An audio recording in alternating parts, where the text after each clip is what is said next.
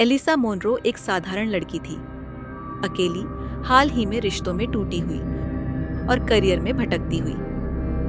जब उसके नाम एक खत आया जिसमें बताया गया कि उसकी मौसी मार्गरेट की मृत्यु हो चुकी है और उन्होंने उसे अपना घर विरासत में दिया है, तो उसे हैरानी हुई।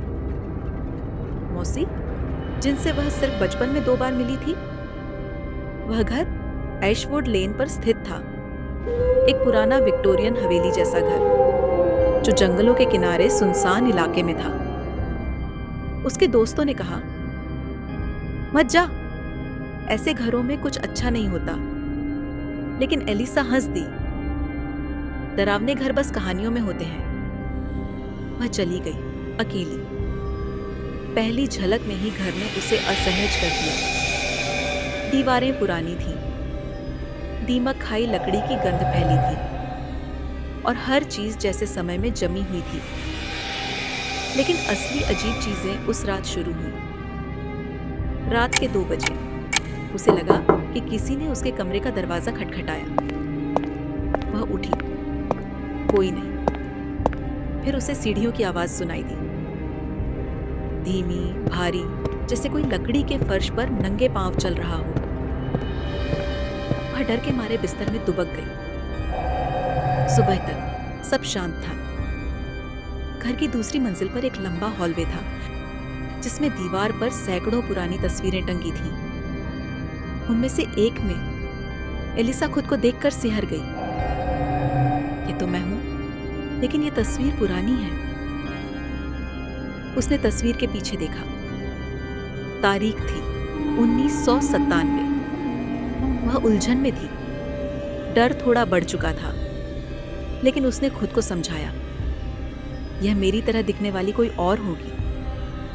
लाइब्रेरी में उसे एक भारी संदूक मिला।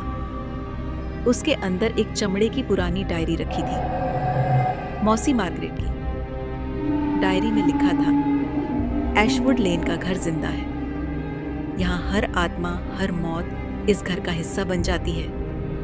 मैं इसे बंद रखती हूँ, पर वो अब जाग रहे हैं। हर 100 साल में एक परिवर्तन होता है। एक नई आत्मा ली जाती है और एक पुरानी छूटती है। यही नियम है, यही संतुलन है। और अब मेरी बारी खत्म हो रही है। अगली आएगी, वह मेरे खून की है। वह आएगी। एलिसा के हाथ कांपने लगे। वह डायरी से दूर हट गई। उस रात उसे एक सपना आया। एक दरवाजा जो उसके कमरे के पीछे था, धीरे धीरे खुल रहा था और उसमें से कई हाथ बाहर आ रहे थे, सड़े हुए, काले, टूटे नाखूनों वाले। अगली सुबह उसने वही दरवाजा देखा। दीवार पर एक हल्का सा निशान, जैसे कभी वहां कुछ था। उसने दीवार पर थपथपाया। खोखली थी। उसने उसे धकेला। दरवाजा खुला। उस दरवाजे के पीछे एक संकरी सीढ़ी नीचे तहखाने की ओर जा रही थी। लेकिन वह कोई साधारण तहखाना नहीं था। नीचे पहुंचते ही एक अजीब ठंडक और अंधकार ने उसे घेर लिया। वहां दीवारों पर बच्चों की हड्डियां थीं और एक पुराना झूला जो खुद ही हिल रहा था।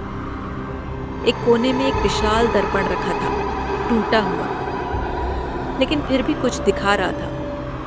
उसमें एलिसा नहीं, बल्कि एक और लड़की थी जो बिल्कुल उसी की तरह दिख रही थी। वह लड़की मुस्कुराई और बोली, अब तुम मेरी जगह ले लो, मैं आजाद होना चाहती हूँ। एलिसा ने भागने की कोशिश की, लेकिन उस तहखाने का दरवाजा अब गायब था। चारों ओर दीवारें सिकुड़ने लगी। वह आईना तेजी से चमकने लगा और उससे काले धुएं जैसी आकृतियां निकलने लगी। चेहरे जो चीख रहे थे, मदद मांग रहे थे। हम सब फंस गए, अब तुम्हारी बारी है। एक तेज झटका और एलिसा बेहोश हो गई। सुबह एक औरत घर से बाहर निकली। उसकी चाल शांत थी। उसकी आंखें अजीब सी चमक लिए थीं। वह मुस्कुरा रही थी। उसका नाम पूछा गया तो उसने कहा, मार्गरेट।